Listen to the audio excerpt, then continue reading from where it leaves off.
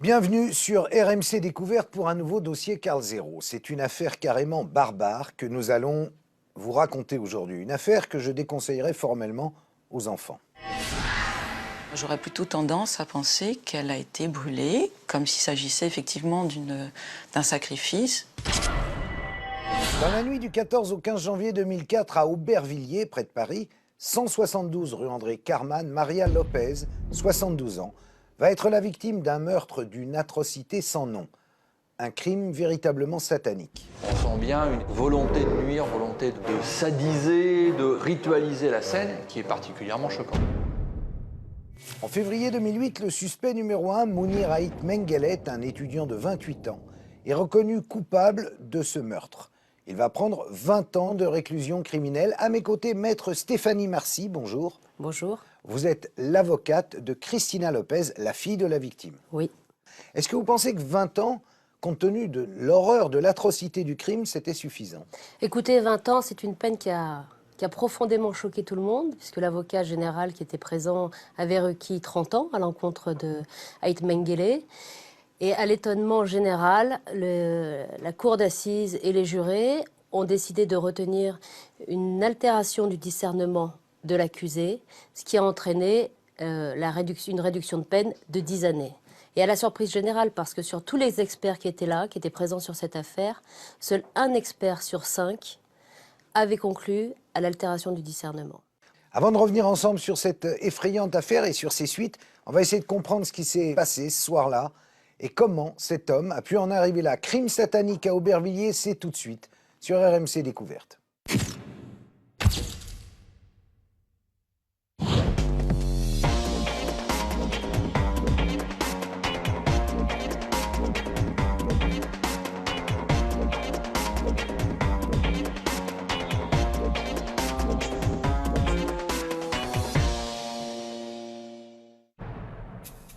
C'est un crime qui est monstrueux, fait par un accusé assez hors du commun. Cette femme atrocement mutilée, atrocement travaillée au couteau, au cutter. Je n'ai vu que sa jambe avec des écritures dessus. Je me sacrifie pour Dieu, avec une croix qui est inversée.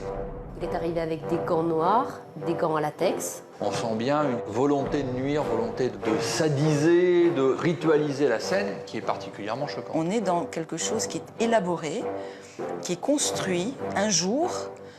Voilà, il se dit, eh bien maintenant, je vais le faire. Qu'est-ce qui a déclenché le rituel, qu'il soit sexuel, religieux ou macabre? Qui fait de la magie noire, qui fait de l'ésotérisme, c'est la victime. Pourquoi quelqu'un qui se dit athée aurait fait cela? Je n'arrive pas à saisir.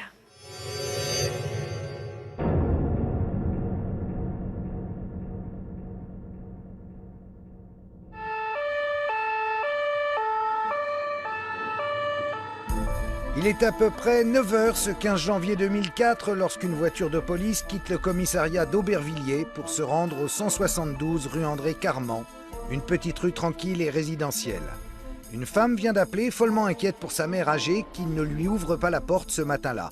Cristina Lopez doit lui déposer sa fille avant d'aller au travail, comme à son habitude. Sur le chemin, elle a essayé de l'appeler, aucune réponse. La fille de l'occupante de l'appartement du 2e étage trouve tout étrange et inhabituel en ce matin-là. Que se passe-t-il? En arrivant sur le palier, je vois un petit mot qui est écrit, donc ma chérie, je ne pourrai pas te garder ta fille aujourd'hui, je t'aime. Chose extrêmement bizarre, oui, il n'y a pas d'autre mot, puisque c'est pas l'écriture de ma mère. De là, j'ai sonné, tapé à la porte, et c'était dans l'appartement de ma maman, c'était encore le bois où quand on marche, il craque. Donc j'entendais des craquements derrière la porte. Donc je me suis dit peut-être qu'elle s'était endormie ou que...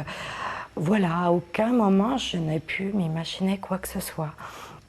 Donc j'ai continué à frapper. Et à ce moment-là, il y a une voisine de ma mère qui donc habitait au-dessus, qui est descendue parce qu'elle m'a entendue donc tambouriner fortement à la porte. Donc, elle m'a dit qu'elle avait entendu ma mère durant la nuit hurler, mais qu'elle n'en savait pas plus. C'est de là que la panique a commencé à gagner Christina et qu'elle a appelé la police. Mais avant même que celle-ci ne soit sur les lieux, soudain, la porte s'ouvre. Et là, je vois une tête à moitié réveillée, les cheveux totalement ébouriffés, vraiment comme quelqu'un qui venait de se réveiller en tout cas. Et c'était le fils de l'ancien propriétaire de l'immeuble. Et tout le monde le connaît ici. Son nom, Mounir Ait Mengelet. Christina Lopez se retrouve face à face avec le meurtrier de sa mère, qui n'a même pas pris la peine de fuir. C'est incompréhensible. Christina se met à hurler. Je l'ai bousculé, j'ai poussé la porte. Je suis rentrée. Donc là, c'est vrai que je ne tenais pas en place. Je lui demandais où était ma mère. Et là, la maison, je regardais partout autour de moi, tout était sans dessus-dessous. Mais c'était un vrai carnage. Face à ce spectacle, Christina s'affole. Elle veut à tout prix voir sa mère, mais Mounir lui bloque le passage. Donc je me suis avancée vers la chambre, lui devant moi, et donc lui reculait. Là, j'ai allumé la lumière de la chambre. Un grand désordre, tout et n'importe quoi. Une odeur d'encens très forte. Et là, j'appelais ma mère, puisque je sentais qu'elle était sur le lit. Et elle était en travers du lit, le haut du corps recouvert. Et je n'ai vu que sa jambe, avec des écritures dessus. Inerte, puisque j'avais beau crier, l'appeler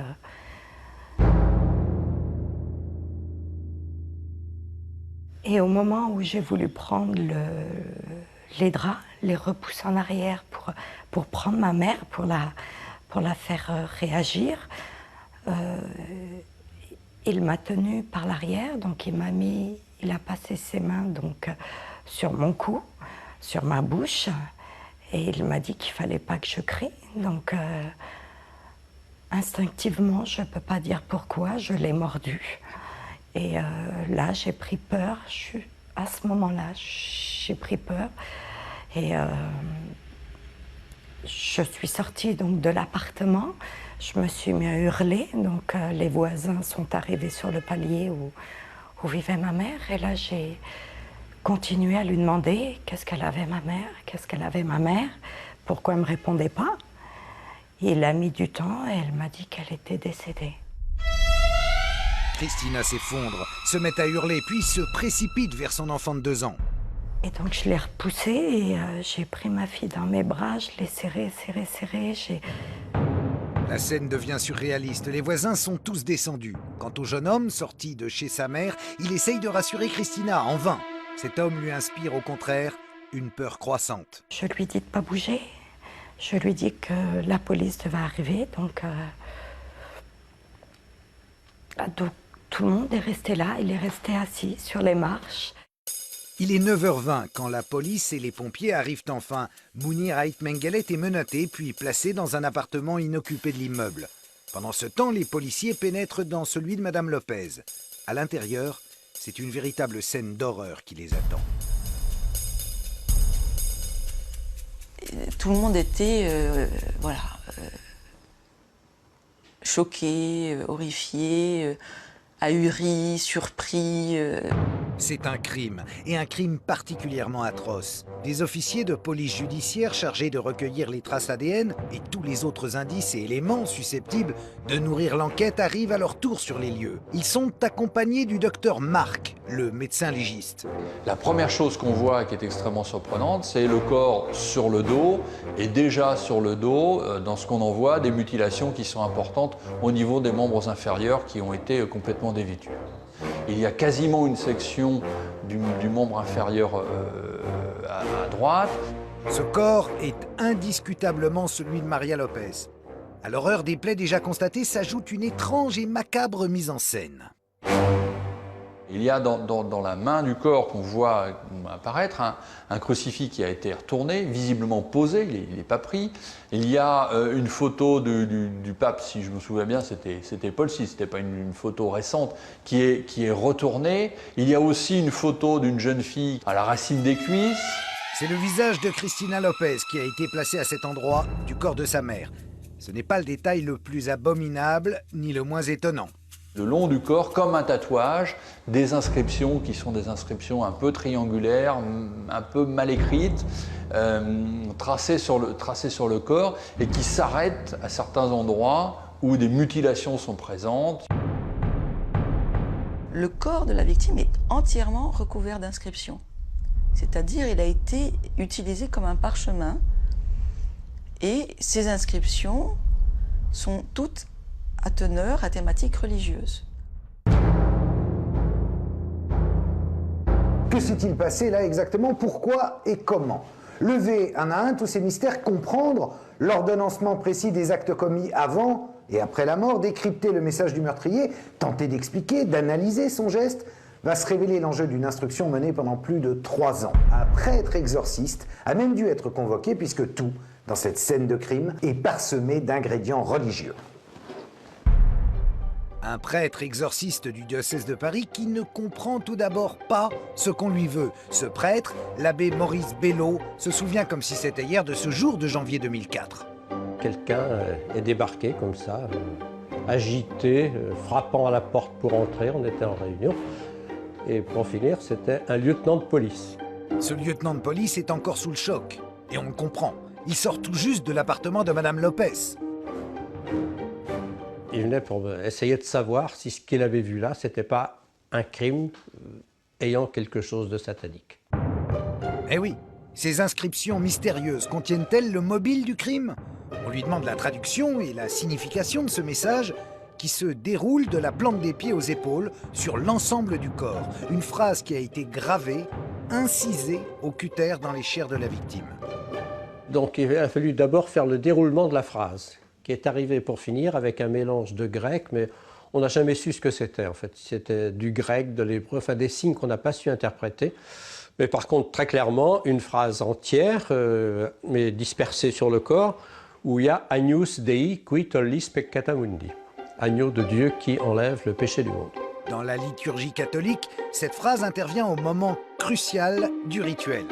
C'est la prière qui est prononcée avant la communion eucharistique, avant qu'on ne participe au corps et au sang du Christ.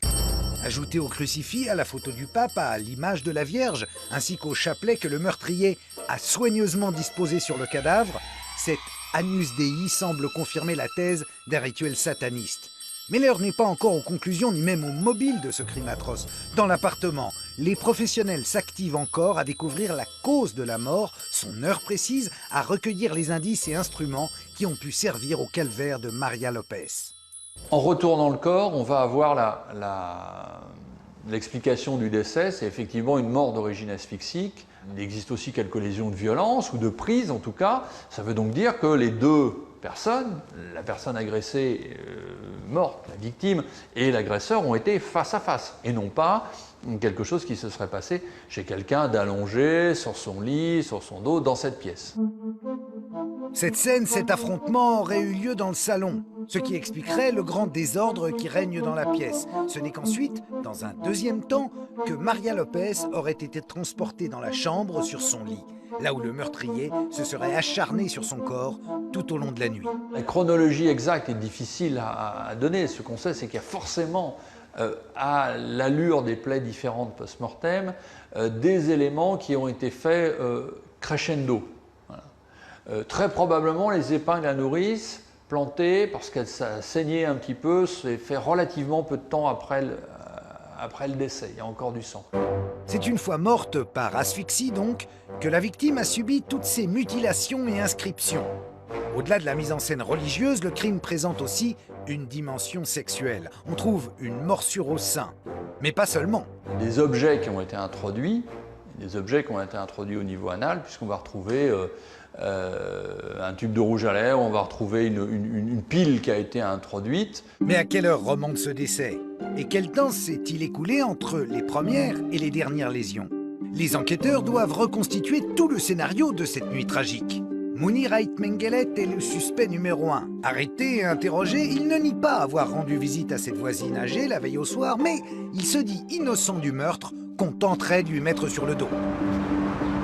Quand on est sur place, on comprend beaucoup mieux. Moins de 50 mètres séparent le domicile de Mounir, 10 avenue de la République, de celui de Maria Lopez, qui est situé 172 rue André Carman. Alors Mounir dit être rentré chez lui peu après minuit, s'être tranquillement endormi et avoir mis son réveil matin à sonner pour le rendez-vous fixé le lendemain matin par Maria chez elle avec sa fille Christina. Cette version, l'auteur présumé des faits va la répéter inlassablement jusqu'à son procès. Il niait formellement les faits qui lui étaient reprochés, affirmant simplement qu'il avait été au mauvais moment, au mauvais endroit. Durant ces fameuses confrontations, il avait encore cet air hautain de dire qu'il était parti en tout cas avant qu'elle décède, qu'il ne sait pas ce qui s'est passé, qu'il est revenu, que ma mère l'aura invité à 7h du matin à venir prendre le petit déjeuner avec moi et ma fille, qu'il est arrivé, que la porte de l'appartement était ouverte, qu'il était rentré dans l'appartement, qu'après, il a eu peur parce que moi je suis arrivée à ce moment-là. Pour les enquêteurs, rien dans cette version ne tient la route. Et l'on s'acharne donc sur cet unique suspect. Faut dire que tout l'accable. Le lieutenant de police qui l'interroge veut le faire avouer, veut le piéger, comme malheureusement la garde à vue permet de le faire. Ce que les enquêteurs veulent explorer et comprendre, c'est la nature du lien qui s'est noué entre cet étudiant algérien de 28 ans et cette veuve portugaise de 72 ans. Elle était venue à me parler de ce jeune homme, puisqu'elle me disait qu'elle, malgré tout, qu'elle le considérait comme un fils, puisqu'il ne manquait pas de respect. Il avait des études de droit. Petit à petit, il venait une après-midi, 1 heure, 2 heures. Il a réussi à amadouer ma maman, puisque c'était quelqu'un de très méfiant. Depuis la mort de son mari, Madame Lopez vit retranchée. Elle n'ouvre plus qu'à sa fille. C'est une femme solitaire, dépressive, à laquelle personne dans l'immeuble n'adresse plus la parole. Par quel miracle Mounir est-il le seul à avoir réussi à s'introduire dans la vie de Maria et dans quel but? Il lui dira qu'il a des grands diplômes en droit, donc il l'aidera au niveau, par exemple, de la copropriété ou sur ses problèmes de loyer.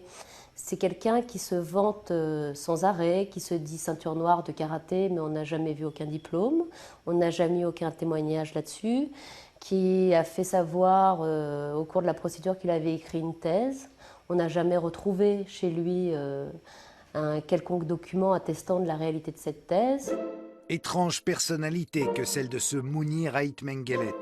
Sa fascination pour les religions, notamment, frappe tous les experts psychiatres qui se succèdent pour l'examiner. Le psychiatre Daniel Zaguri est l'un d'eux. Il avait un certain nombre de préoccupations autour des religions générales, de l'ésotérisme, qui étaient tout de même des préoccupations à la limite de la bizarrerie à certains moments. De l'ordre de la bizarrerie également les pratiques religieuses de Maria Lopez. C'est une femme qui va à la messe tous les dimanches, mais qui célèbre en parallèle chez elle d'autres rituels syncrétiques d'origine brésilienne. Maria, à mon avis, elle est dans une tradition catholique, disons, normale, mais avec beaucoup de sorcellerie. Mais ce qui n'est pas incompatible, contrairement à ce qu'on pourrait croire. Hein, tous ceux qui passent leur temps à dire des chapelets, à triturer des médailles, à porter des scapulaires, comme des protections magiques. Il n'y a pas beaucoup de différence, sauf que là, ça a un côté pieux. Son intérieur est peuplé d'une multitude d'objets curieux et autres amulettes, support de sa croyance magique. Peut-être cette attirance commune pour l'ésotérisme, la religion, a-t-elle constitué le premier pas favorisant cette rencontre entre Maria et Mounir et permis qu'elle lui ouvre la porte? Ce qui est sûr, c'est que Mounir et Maria se connaissaient, s'appréciaient et se fréquentaient. Mais de quelle nature était au juste cette relation entre une femme de 72 ans, pieuse de surcroît, et un étudiant de 28 ans? C'est cette question centrale et extrêmement privée de la vie de la victime qui va faire éruption lorsqu'on tentera de comprendre le mobile du crime. Mais la relation paraît avoir évolué ensuite vers toute autre chose. lui-même, je crois, avait été amoureux de la fille de la victime, et il avait dit, ou on avait dit dans des témoignages que la mère n'aurait pas vu d'un mauvais œil une liaison entre eux. Il y a la volonté souterraine de la mère, donc Maria Lopez, d'écarter celui qu'elle considérait comme un monstre, celui dont elle voulait percer non seulement la personnalité, mais la personne, par des opérations de magie noire, par des opérations de vaudou, par des piqûres dans l'effigie de ce gendre qu'elle ne pouvait pas souffrir. Maria veut donc écarter Carlos, son gendre, de la vie de Cristina. Elle veut lui substituer Mounir, qui semble parfaitement d'accord. En ce début de soirée du 14 janvier, c'est ce curieux pacte qui aurait été scellé entre eux au cours d'une bien étrange cérémonie. Une soirée a commencé dans l'objectif de, comment dirais-je, lancer des sorts contre Carlos, qu'elle détestait comme futur gendre, qui était quand même le père malgré tout de sa petite fille. Et puis donc en faisant des rituels de magie, en lui en piquant avec les aiguilles dans le sexe pour le rendre puissant, dans les bras ou les jambes pour le rendre paralysé, ou dans la tête pour le rendre fou. Mais au fil des heures, d'autres événements surviennent. Ce soir-là, semble-t-il, il y a eu des libations partagées, ils auraient bu ensemble. On citait, je crois, le chiffre de 4 verres d'alcool de sa part à lui.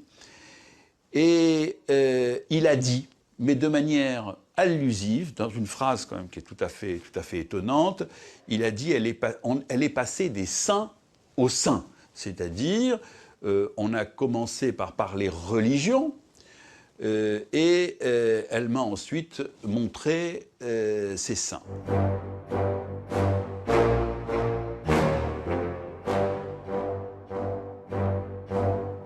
Elle aurait commencé à se dévêtir. Lui aurait commencé des attouchements avec, ce qu'il dit, le consentement de la victime, mais qu'il n'aurait pas pu. Qu'il aurait commencé à mettre un préservatif, mais que la victime dégageait, selon ses dires, une très forte odeur d'urine qui lui aurait empêché d'avoir une érection, et lui aurait dit c'est pas possible, je n'y arrive pas, et se serait quittés ce soir-là bons amis en se promettant de se revoir le lendemain matin pour prendre un café. Mounir Ait Mengele est entendu à de nombreuses reprises ici au commissariat d'Aubervilliers. Après son arrestation au domicile de Maria Lopez, a toujours farouchement nié être l'auteur de ce crime atroce. Mais il a en revanche déclaré avoir entamé un rapport sexuel ce soir-là avec Maria Lopez. Le préservatif utilisé a été retrouvé dans la poche de son pantalon au matin du 15 janvier, évidemment analysé immédiatement et atteste d'ailleurs bien de cette relation. Et pour la fille de la victime, il est aussi insupportable qu'inacceptable et ne peut en aucun cas avoir eu lieu à la demande de Madame Lopez. Selon Cristina, sa mère aurait tout fait pour y échapper d'ailleurs. Je pense qu'elle a essayé de se débattre, puisque malgré tout, ma maman avait une prothèse à la hanche, et qu'elle a dû se débattre très fortement, puisque celle-ci était disloquée. Donc, une prothèse qui sort de sa place, en tout cas qui sort de... C'est que vraiment, il y a eu, avec toutes ses forces, j'en suis persuadée qu'elle s'est débattue. Jambes cassées, ces traces très profondes de griffures sur le corps du meurtrier, pour moi, elle ne pouvait pas être consentante. Voulu ou non, ce rapport sexuel entre Maria Lopez et Mounir Ait Mengele est, de l'avis de tous les experts psychiatres et psychologues, l'élément clé dans le déclenchement de la suite du drame. Hors norme, inacceptable du point de vue des conventions sociales ou de la morale, tout en effet s'oppose à un rapport sexuel entre cette femme, ma foi âgée, et ce garçon. La différence d'âge, évidemment, je vous le disais, le contraste entre cet acte et le décor de l'appartement de la victime, peuplé de bondieuseries, et la date même à laquelle il a lieu, car cette date est très loin d'être anodine. Il sait que dans la nuit du 14 janvier au 15 janvier, On va passer à quoi? À l'anniversaire, donc à la date de naissance de sa mère, 15 janvier 2004. Il y a manifestement dans cette rencontre ce soir-là une dimension incestueuse, au moins dans la tête de Mounir Ait Menguellet. L'inceste étant un interdit, sa transgression aurait pu générer chez son auteur une telle horreur que cela suffirait à expliquer la suite des gestes criminels. Le premier crime pour lui, c'est l'inceste, et il verse dans le second, qui va être la mort donnée volontairement à Madame Lopez. Mais Mounir Ait Menguellet ne s'arrête pas là. Après le décès de Madame Lopez, débute la phase d'acharnement sur le cadavre de sa victime. C'est ce malheureux corps qui va porter les traces qui est la faute sexuelle. Sur ce malheureux corps, une blessure particulièrement énigmatique va concentrer toute l'attention des enquêteurs, des médecins, des psychiatres. La jambe droite a été quasiment sectionnée et la chair retirée jusqu'à l'os. Elle était où, cette chair? Malgré toutes leurs recherches, les enquêteurs ne retrouveront nulle part cette partie humaine. Moi, j'aurais plutôt tendance à penser qu'elle a été brûlée, comme s'il s'agissait effectivement d'un sacrifice, éventuellement consommé. Consommé, le mot est lâché. Un nouveau degré franchi dans l'horreur, bien sûr. Mais pour Véronique Donnard, qui a elle aussi rencontré Mounir Ait Menguellet à plusieurs reprises au cours de l'instruction, cet acte de cannibalisme serait au contraire logique et cohérent au regard de tous les éléments contenus dans la scène de crime. J'ai retenu pour moi l'hypothèse d'une mise à mort sacrificielle, c'est-à-dire d'un meurtre qui fait sens pour le meurtrier et qui, quelque part, l'aide à se construire. Pour cette psychanalyste, Maria Lopez aura été sacrifiée et sa chair consommée. Les inscriptions portées sur son corps justifieraient dès lors des raisons de ce sacrifice dans l'esprit du tueur. L'anus Dei, par exemple, ou encore « Moi, Maria, je me sacrifie pour Dieu », écrit sur une jambe. Enfin, la dernière inscription « Sale buveuse à sécher », une autre raison que Maria meurt. Dans l'éventail des interprétations possibles du crime, une autre explication peut encore surgir. Celle de la peur, qu'auraient pu inspirer les pratiques de sorcellerie de Maria Lopez, puisque, rappelons-le, la soirée a débuté en plantant des aiguilles sur la photo de Carlos, que la maîtresse de cérémonie veut écarter du cœur de Cristina au profit de Mounir. L'hypothèse peut être aussi, pour le criminel, de vouloir peut-être se protéger d'une influence maléfique ou mauvaise de cette femme étant morte, en posant sur elle dans tous les orifices du corps, hein, la bouche, le nez, la lèvre, etc., des espèces de protection pour que ça ne sorte pas, que ça ne retombe pas sur lui, quoi. Comme une protection magique. Enfin, à mon avis, c'est une interprétation classique.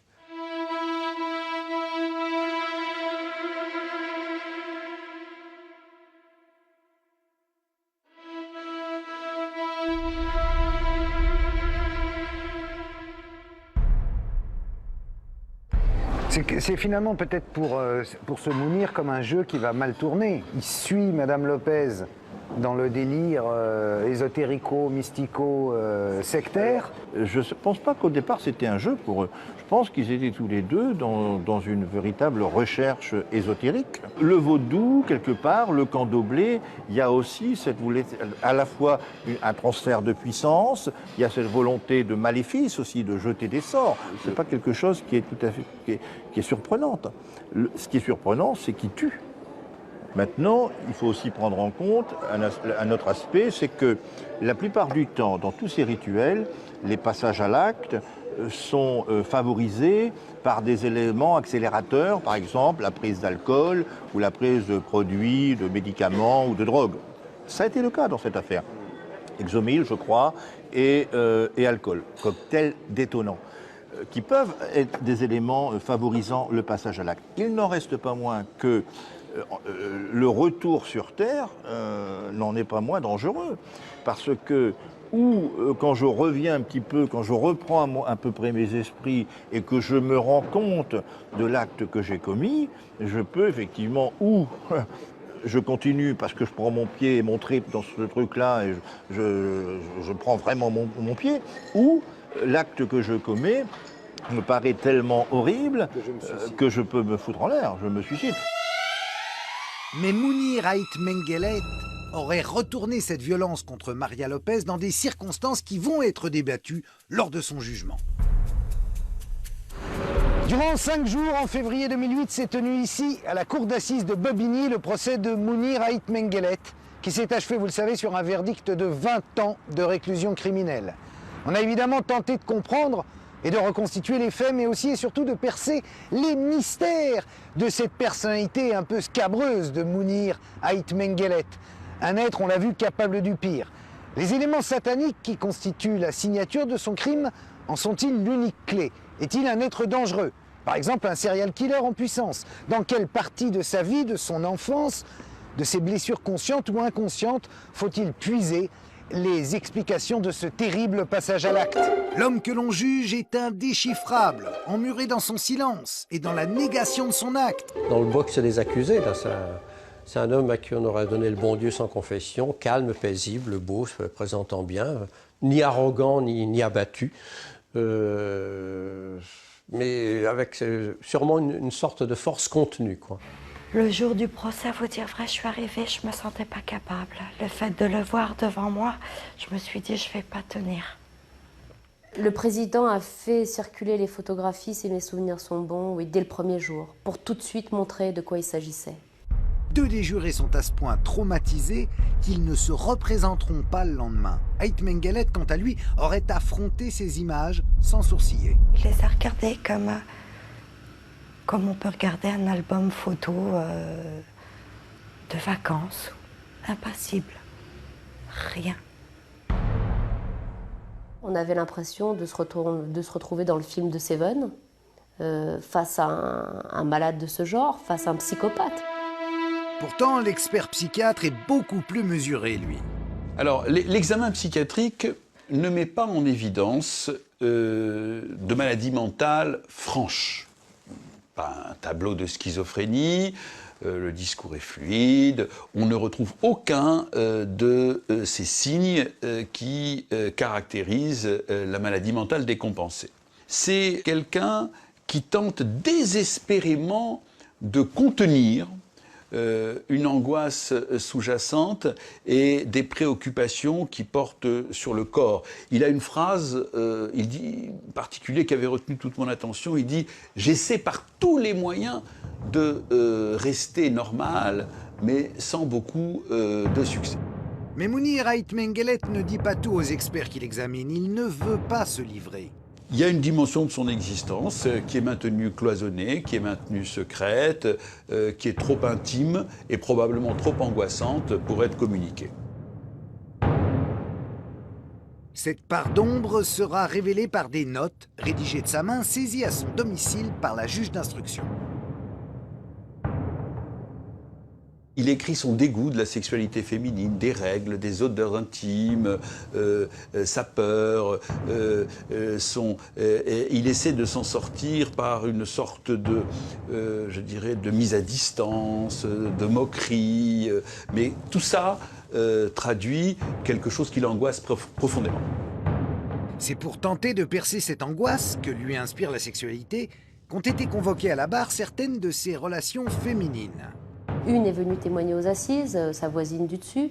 Il n'entretient avec elle pas vraiment de rapport sexuel, à l'exception de fellation, par exemple. Il n'y a jamais de rapport sexuel complètement abouti ou de relation amoureuse durable. Donc c'est un jeune homme qui est très solitaire, qui a une vision de la femme absolument abominable, parce qu'il dira, en gros, qu'il y a 2 catégories de femmes dans la vie. Il y a soit les salopes, donc il les range en 2 catégories, soit les pures. Cette image de la femme qui hante Mounir serait, dès lors, une des clés possibles du meurtre de Maria Lopez. Je pense que l'accusé a dû se dire, cette femme qui se prétend si pure moralement, ne l'est pas en réalité, et je vais la faire payer pour ça. Ces préoccupations secrètes qu'il était parvenu à tenir à distance toute sa vie, l'aurait-elle rattrapé dans la nuit du 14 au 15 janvier 2004 ? Ces préoccupations secrètes qu'il était parvenu à tenir à distance toute sa vie, l'aurait-il rattrapé dans la nuit du 14 au 15 janvier 2004 ? On n'est pas loin de la psychose.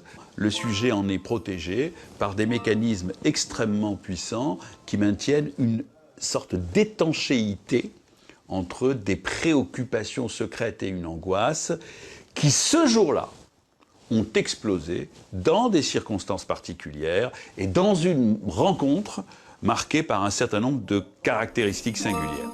À ce cocktail explosif susceptible d'avoir provoqué le pétage de plomb s'ajoute un autre pan de la personnalité du jeune homme. Il y a chez lui une sorte de bain de violence. Dans ses cassettes de cinéma japonais hyper violents, ses lectures, qui chez de tels sujets très fragiles peuvent être l'un des multiples facteurs qui contribuent à la bascule dans le passage à l'acte. La fascination de Mounir Ait Menguellet pour ce genre cinématographique a-t-elle pu le conduire à un processus d'imitation ? Le 13 janvier, il a loué Henri, portrait d'un serial killer. C'est un film de série B, mais qui est filmé de manière tout à fait réaliste et qui est tiré donc, de faits qui sont vraiment produits. Et il l'a regardé donc la veille de tuer Madame Lopez. La veille du crime, Mounir avait loué un film, c'est Henri, portrait d'un serial killer. Donc c'est un élément que nous apprécierons, mais parallèlement, il y a une volonté vraiment de mise en scène. C'est quoi cette mise en scène ? Alors, il est vrai que dans de nombreuses affaires, par exemple, il y a des serial killers, on va retrouver exactement cette face cachée. Ça, c'est assez typique justement, des crimes de serial killer. On ne veut pas voir la personne, on ne veut pas regarder, c'est la face cachée. Hein. C'est-à-dire qu'on fait abstraction de la victime. Ce qui est surprenant, c'est est-ce que ça a été prémédité ? Si ça se prépare avant, dans les heures ou dans les jours qui viennent, c'est difficilement compatible avec une démarche pulsionnelle. Là, on serait plus dans une démarche, je dirais, plutôt d'un assassinat avec préméditation que d'un meurtre rituel, pulsionnel, passionnel. Cette thèse de la préméditation de l'acte et donc de sa qualification en assassinat ne repose pas seulement sur la location, par son auteur la veille du crime, du film Henri, portrait d'un serial killer. D'autres éléments bien plus probants existaient qu'ont essayé de faire prendre en compte les avocats de la partie civile. En vain. Lorsque vous avez un individu qui, au lieu de téléphoner d'un poste fixe qu'il a à sa disposition, dans l'appartement de son père, va dans une cabine publique pour téléphoner, il y a quand même quelque chose qui est étonnant, une volonté de dissimulation. Dissimulation de quoi ? De ce rendez-vous qu'il provoque, car c'est lui qui provoque le rendez-vous, avec la victime, Madame Lopez. Il est arrivé avec des gants noirs, des gants à latex, il l'a reconnu. Il est arrivé avec tout un set de petits outils qui ont justement après servi à taillader la victime. Il est arrivé avec un préservatif, donc avec la volonté d'avoir des rapports sexuels avec elle, et toute une série d'objets qui permettaient justement d'appuyer la thèse de la préméditation. Elle n'a pas été retenue, comme aucune autre des circonstances aggravant pénalement les faits. Le crime prémédité n'a pas été retenu. Et les actes de torture et de barbarie n'ont pas été retenus. Ces seules circonstances que la loi prévoit n'ont pas été retenues parce qu'elles n'existent pas. Le reste, c'est de l'imaginaire. Pour le défenseur de Mounir Ait Menguellet, la seule thèse qui vaille est celle d'un passage à l'acte pulsionnel né d'une situation particulière. Une brutale confrontation avec un acte qui n'avait pas été voulu et recherché. Une conjugaison de différents facteurs, notamment liés aux médicaments et l'association avec l'alcool. Le mélange qu'a fait Mounir ce soir-là est fortement décommandé. De l'alcool et du Lexomil. Et d'ailleurs, nous savons qu'il ne lui avait pas été prescrit. Il dormait mal et Madame Lopez en prenait et lui en a donné. Pour lui, les autres facteurs dans le déclenchement du meurtre sont d'ailleurs tous à imputer à Maria Lopez. Ce qui ne peut qu'interpeller, c'est que qui fait de la magie noire, qui fait de l'ésotérisme, c'est la victime. S'engouffrer dans la face noire de cette existence de Madame Lopez est assez délicat. Les avocats de la partie adverse sont mal à l'aise car Christina ne peut pas tout entendre. Nous ne pouvons pas, comme dans un autre procès d'assises, asséner des vérités essentielles comme cela, brutes. Non, il faut tout, non pas maquiller, mais il faut tout atténuer, puisque le bout des choses aurait fait raviver la douleur de cette femme. Pour la partie adverse, exactement comme pour les parties civiles, un autre tabou familial pèse de tout son poids. Le père de Mounir Ait Menguellet est une célébrité dont la réputation risque d'être éclaboussée par cette affaire.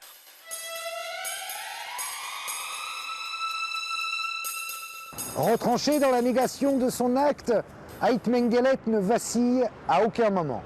Mis à part lorsque ses parents vont se présenter à la barre. À eux, il va demander pardon. Face à eux, il va enfin verser quelques larmes. La relation de Mounir avec ce père célèbre, le grand chanteur kabyle Lounis Ait Menguellet, est-elle la faille dans la vie de ce jeune homme? Et sa mère, que représente-t-elle pour lui?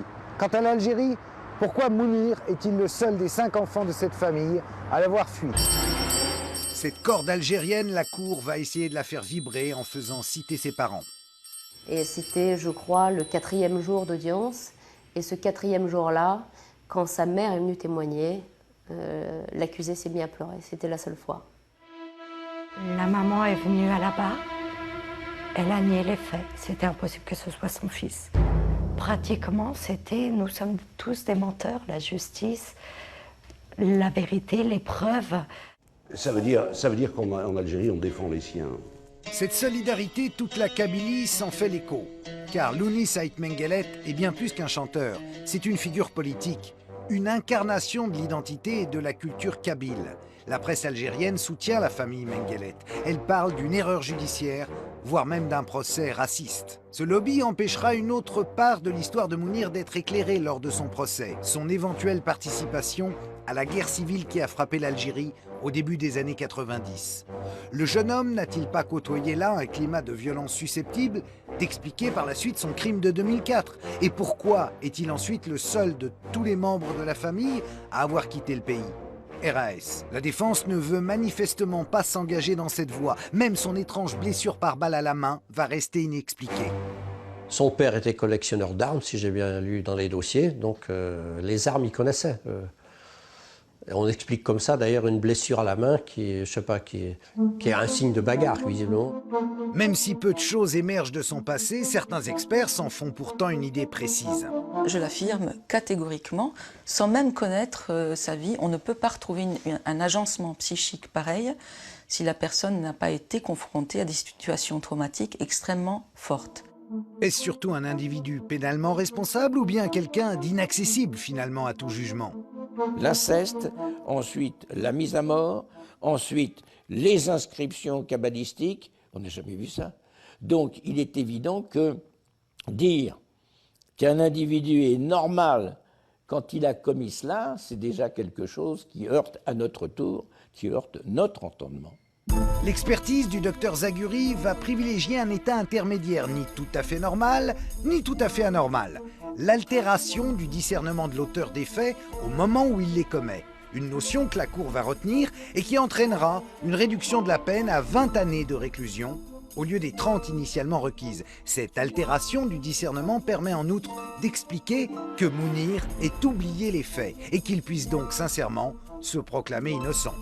Il est possible que, si vous voulez, dans une visée inconsciente de sauvegarde personnelle, c'est d'ailleurs quelque chose qu'on rencontre souvent, le sujet se protège en expulsant inconsciemment les souvenirs de la scène, pour retrouver cette espèce de fausse aisance, cette espèce de normalité paradoxale dans cette situation, et qui était la sienne quand je l'ai examinée. la vérité d'Ait Mengele, qui est celle de dire je n'ai pas commis ces faits, eh bien, cette vérité, elle lui a été reconnue sincère. Il m'apparaît que le président de la cour d'assises, qui était le président Debon, qui a remarquablement instruit cette affaire à l'audience, a dû considérer qu'on était en présence d'un accusé assez jeune, d'un accusé également ayant potentiellement un avenir compte tenu de ses compétences intellectuelles, et qu'en retenant l'althèse de l'altération des facultés, du discernement, on pouvait lui permettre, dans quelques années, de recouvrer la liberté et de se reconstruire. Pour Cristina Lopez, cette perspective est évidemment insupportable. J'ai beau essayer, malgré tout, de passer outre, je n'y arrive pas.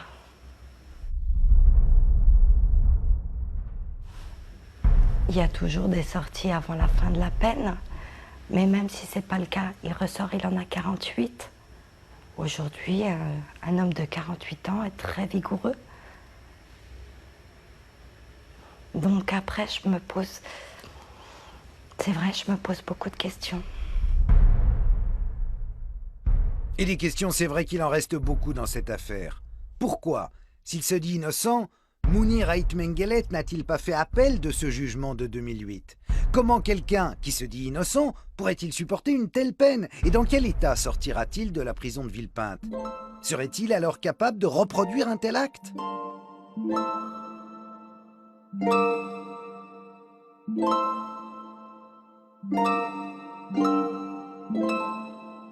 Ce que je voudrais souligner, et qui me paraît important, c'est le danger en prison. C'est le danger que cet homme peut encore éventuellement représenter, parce que il ne faut pas du tout sous-estimer le pouvoir éventuel de ces individus qui attirent. Ce sont des gens qui, quand on les côtoie, sont charisme. Très fort charisme, paraissent très sympathiques et qui, pour le commun des mortels, comme vous, alors, ont accès à un monde de l'étrange. Et donc ça fascine, ça attire. Ça attire. Et donc, vous pensez qu'il y a des matons en prison qui vont être fascinés et dresser un petit hôtel vaudou au réfectoire? Moi, je pèse mes mots quand je dis cela. Je dis très sérieusement, puisque je sais que cet homme en prison continue à utiliser des langages codés, à dessiner des choses assez ésotériques.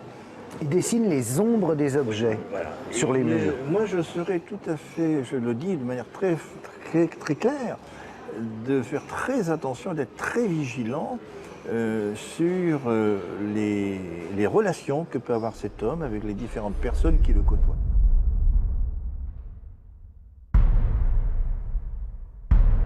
Avec son tableau d'horreur, ses caractéristiques ésotériques, sataniques, sorcelliques ou même cannibalistes, le crime d'Aubervilliers n'est pas de ceux que l'on rencontre tous les jours. Heureusement, me direz-vous. Mais pour les professionnels qui ont travaillé dessus, difficile de tourner la page. Véronique Denard dissèque de long en large cette scène de crime dans son ouvrage intitulé « Du meurtre au sacrifice ».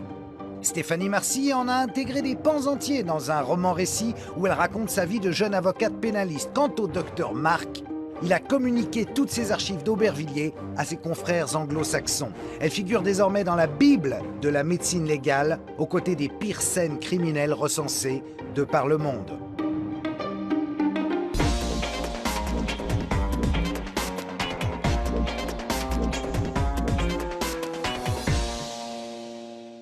Voilà ce qu'on pouvait dire quand on a terminé ce reportage. Stéphanie, rebonjour. Cette affaire, ça a été une des plus marquantes, peut-être même la plus marquante de votre carrière d'avocate. Ah oui, incontestablement. Sur toutes les affaires de meurtre dans lesquelles j'ai pu intervenir, c'est le meurtre le plus atroce et commis avec le plus d'originalité. Ça, c'est sûr, c'est un meurtre qui marque énormément. Pourquoi Mounir Ait Mengele n'a pas fait appel du jugement? Il pouvait. Il est vrai que déjà, quand on se prend 20 ans alors qu'on risquait une peine de 30 ans, lorsqu'on réfléchit un peu, il est plutôt intelligent de ne pas interjeter appel d'une telle condamnation.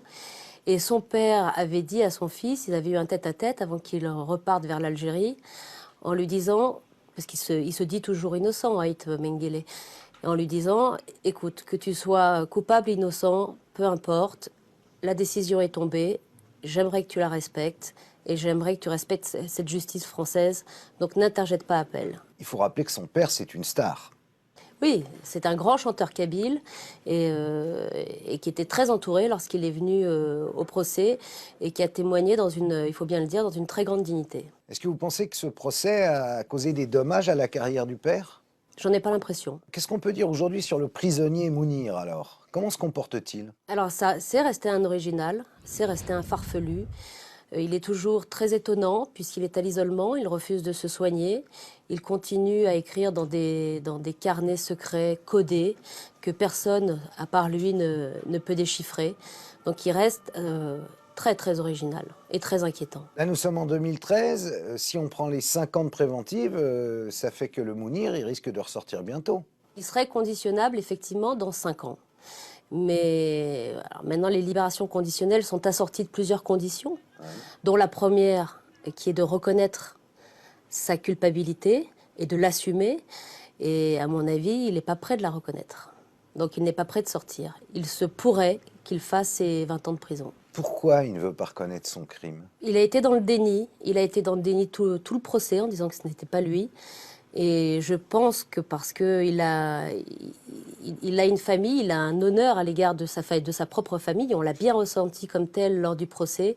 Et je pense que vis-à-vis de son père, pour lequel il a une grande admiration, reconnaître de tels faits serait beaucoup trop difficile pour lui. Ça serait trop salir l'honneur de la famille. Exactement. Mais pourquoi il ne veut pas reconnaître son crime? Parce que tout l'accable, et en plus, il n'y a aucune autre hypothèse qui tienne. Aucune. Et pourtant, on a cherché, et durant l'instruction, et pendant les assises, il n'y a aucune autre hypothèse envisageable. Psychiquement, il est fou, non? Les experts ne l'ont pas reconnu comme tel, n'ont pas dit qu'il était fou. Un seul a évoqué une altération du discernement simplement au moment des faits. Mais il est vrai que le manque de soins peut faire craindre le pire pour sa future libération. Et Christina, alors, votre cliente, la fille de Maria Lopez, elle en pense quoi? Elle se remet peu à peu. J'ai bien cru qu'elle ne survivrait pas à cette affaire. Vous savez qu'elle avait été en contact direct avec lui, parce que c'est elle qui avait découvert le corps de sa mère. Il était présent à ce moment-là. Il avait essayé de l'étrangler. Donc elle a eu aussi ce contact physique avec lui qui l'a beaucoup marqué. Elle envisage de refaire sa vie ailleurs lorsqu'il sortira. Merci, Maître Marcy, d'être venu sur le plateau de RMC Découverte. À bientôt pour un nouveau dossier Carl Zéro.